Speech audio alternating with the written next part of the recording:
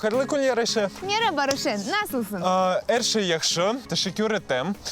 Ясенің ишлерін насыл? Allah'a şükür, her şey yakşı, sağ ol. Sen beni kuvandırdın. Bir uzun yanı sözlerini öğreniyorsun. Ты про слово teşekkür? Ну, мне просто стало интересно, как все-таки переводится слово, которое я так часто слышу, и, как оказалось, оно означает благодарность. Это главное слово в любом языке. Я рада, что ты самостоятельно, без моей и Тимура радиопомощи, познаешь родной языk. Pek memnunum. Ben de pek memnunum ve ana tilinde laf etkeniz için teşekkürler bildirем. И прежде чем начать новую тему, давайте проверим домашнее задание. Первое задание. Биринчи вазифе. При помощи аффиксов «мак» и «мек» образуйте неопределенную форму глагола. Ашатмак – кормить, азырламак – готовить, приготовить, аңламак – понимать, аңлатмак – объяснять, истемек – хотеть, юрмек – ходить, эшитмек – слышать, услышать. Второе задание. Экончи вазифе. Образуйте от глаголов в неопределенной форме глагольную основу.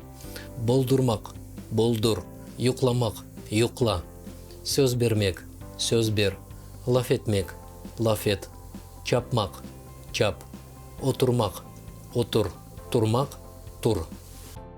Третье задание. Учинчи вазифе. Переведите на крымско-татарский язык глаголы. Бак – бакмак, ойна – ойнамак, юкла – юкламак, раатлан – раатланмак, чалыш – чалышмак, аша – ашамак, огрен – огренмек, мераклан – меракланмак. Ава бугунь кунешне. Кстати, Айша, давай поговорим о погоде. Ты мне уже рассказывала, как идет дождь по-крымско-татарски, ягмур-яга, верно? Угу. А как по-крымско-татарски будет, предположим, идет снег? Ну, вообще идти – это китмек и юрмек. Глагол ягмах в отношении идти мы используем только по отношению к осадкам. Хорошо, получается, по-крымско-татарски кар – это снег, получается кар-ягма, верно? Кар-яга. Кар-яга, верно? Хорошо, а как будет, предположим, гремит гром? Кок-гудурдей. Дословно небо грохочет. Кок-гудурдей. Тогда сверкает молния. Яшин, яшнай. То есть яшин – это молния, яшнамак – сверкать. Но у слова яшин – молния есть и синоним – йылдырым. Яшин, яшнай. Так, хорошо. Греет солнце. Кунеш кыздыра. А от слова кыздырмах – греть, согревать. Кунеш кыздыра. А сильный ветер? Ну, как будет сильный, ты уже знаешь. А ветер по-крымско-татарски ель. Да, ель. В крымско-татарском языке ель – это не вечно зеленое хвойное растение с иголочками вместо листьев, а именно ветер. Ладно, не шуми, ты все-таки не в лесу под елью. Давай я тогда сам переведу. Получается, сильный ветер, кучлю ель, верно? Угу. Но это было слишком просто. Давай ты составишь предложение о погоде, используя слова булут – облако и ягмур – дождь. Заодно повторишь прилагательные. Бугунь ава булутлы, ягмурлы. Ярын ава насыл олажак. Ярын бельки кунешле, ава уладжак. Верно? Верно. Ну, что будет завтра, покажет время, а сегодня мы поговорим о вчерашнем дне, то есть о прошедшем времени глагола в крымско-татарском языке. Вернее так, о простом, прошедшем категорическом времени глагола в утвердительной форме, потому что у прошедшего времени в крымско-татарском языке есть и другие варианты. К примеру, категорическая форма составного прошедшего времени или настоящее прошедшее время. Но не буду вас пугать. Итак, глаголы в простом прошедшем категорическом времени. Почему простом? Потому что эти глаголы состоят из одного слова. Почему категорическом? Потому что они совершенно категорически говорят о точно случившемся или начавшемся в прошлом действии, и об этом достоверно известно. Пока все действительно просто, но такое большое количество разных форм времени, а я уверен, и с настоящим, и с будущим временем будет точно так же, меня немного пугает. Раасазлан, Марушен, не беспокойся. Мы ведь идем по самому простому пути изучения родного языка. Шаг за шагом. Беспокоиться действительно нет причины, Рушен, и ты сейчас в этом убедишься. Помнишь, на одном из первых занятий, когда ты учился знакомиться, ты изменял по лицам выражение «моё имя». Конечно, помню. Я Мен, мое имя Меным Адым. Ты Сен, твое имя Сенын Адын. Он О, его, ее имя Онын Ады. А теперь сравни это с тем, как спрягаются глаголы. Возьмем такие глаголы, как пойти, бармак, дать, отдать, бермек, уйти, идти, кетмек и собраться, топлашмак. Выделим в них глагольную основу. Иди, бар, дай, бер, уйди, кет, соберись, топлаш. А теперь проспрягаем их в прошедшем времени в единственном числе. Первое лицо мен бардым, бердым, топлаштым, кеттым. Второе лицо сен бардым, бердым, топлаштым, кеттым. Третье лицо о барды, берды, топлашты, кетты. Сравнил с изменением по лицам выражения «моё имя». Что ты заметил, Рушен? Ну, во-первых, в первом и втором лице в конце слова сохранились аффиксы «м» и «н», похожие на аффиксы принадлежности. Они указывают на число и лицо. «Меным адым» – «мен бардым», «сенын адын» – «сен бардын». В третьем лице аффиксы, указывающие на лицо и число, отсутствуют. «Оны нады» – «о барды». Но зато здесь появились новые аффиксы, которые стоят сразу за глагольной основой и перед аффиксом принадлежности. Бар – бардым, кет – кеттын. И таких аффиксов 4. Ди – д, ти – т. Ну, это тоже понятно. Действует правило сингармонизма. Аферин, Рушен, именно эти аффиксы «ды», «ди», «ты», «ти», присоединяясь к глагольной основе, дают прошедшее время. И, конечно же, ты правильно заметил, что после них должны сохраняться аффиксы, которые говорят нам о числе и лице. Давайте убедимся в этом и на других примерах. Первое лицо «не яптым», что я сделал. «Мен яздым», я написал. Второе лицо «не яптым», что ты сделал. «Сен яздым», ты написал. Третье лицо «не япты», что он сделал. «О язда», он написал. Усвоил? Сначала выделяешь глагольную основу, затем добавляешь аффиксы «ды», «ди», «ты», «ти» в соответствии с правилом созвучия, а затем добавляешь тот, что отражает лицо, о котором идет речь. Теперь перейдем к практике. Я буду называть тебе глагол в неопределенной форме, называть лицо, а ты будешь ставить их в прошедшее время. Мен разым. Окумак, первое лицо, я. Так, окумак – читать или учиться. Получается глагольная основа в повелительной форме акху. Оку. Оку. Читай. И получается я читал. Мен окудым. Кельмек, второе лицо, ты. Так, глагольная основа кель – приди. И получается в прошедшем времени ты пришел. Сен кельдын. И последнее. Кайтмак, вернуться. Третье лицо, он, она. Так, кайтмак вернуться. Кайтмак. Кайтмак вернуться. Кайт вернись. Прошедшее время он вернулся. Оккайты. Верно? Догру.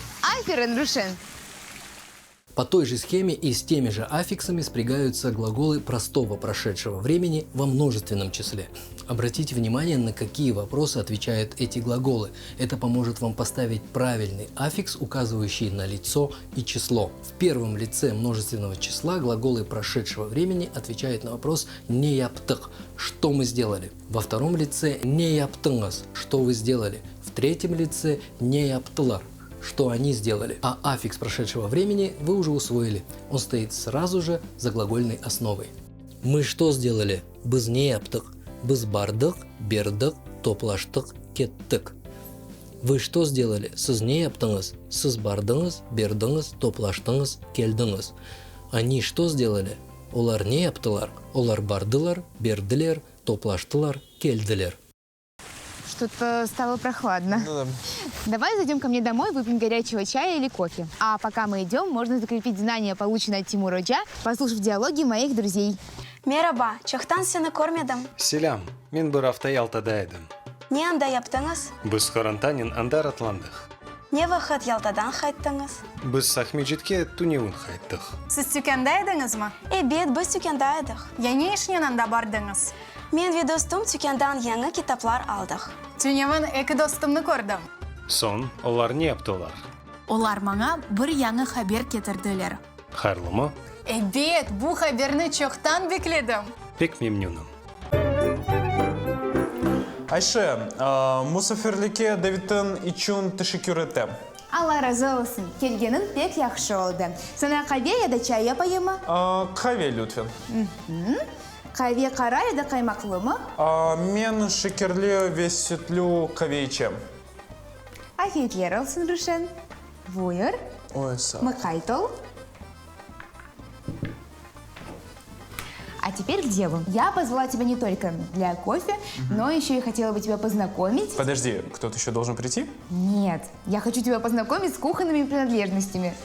Айше, зачем мне это? Я ведь не повар. Каждый нормальный мужчина, а тем более крымский татарин, должен уметь готовить хотя бы пару простых блюд. Ладно. Все, не спорь со мной.